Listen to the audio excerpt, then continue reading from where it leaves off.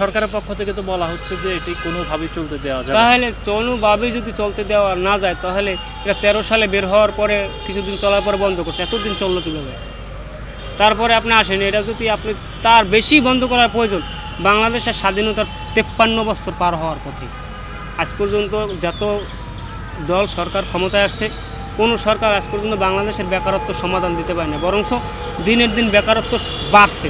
তো হঠাৎ করে সেই দেশে বাংলাদেশে অটোরিক্সা শ্রমিক আছে 50 লক্ষর উপরে। তো হঠাৎ করে আপনি কোনো মানে সিদ্ধান্ত ছাড়া, কোনো সময় ছাড়া, কোনো বিকল্প কিছু কইরে দেওয়া ছাড়া হঠাৎ করে আমি এগুলো কীভাবে বন্ধ করেন? বিকল্প আপনারা কী চান?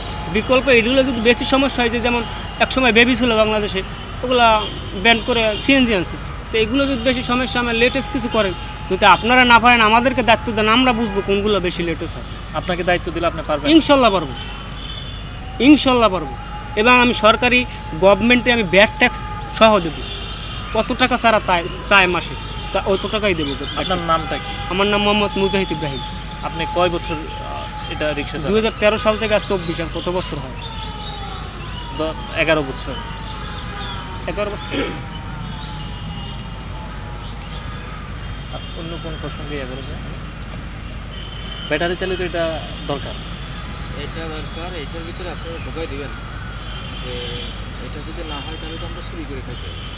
এটা কিছু তো করা লাগবে, তখন আমরা বিকল্প এই কথাটা একটু এই যে আমাদের যারা রিক্সা শ্রমিক আছে, যারা রিক্সা চালায়, তারা তো চুরি করে খাবে। আচ্ছা, এই যে আপনারা যে ব্যাটারি অটো চালিত এটা করতেছেন, এটা যদি হ্যাঁ এদিকে তাকাবেন, হ্যাঁ, এটা যদি বন্ধ করে দেয় তাহলে আপনারা কি করবেন? তাহলে দেখেন, আমরা তো একদম অক্ষম না। আমরা অন্য মানুষ যেরকম ছিনতাই করে, আমরাও ছিনতাই করতে পারি।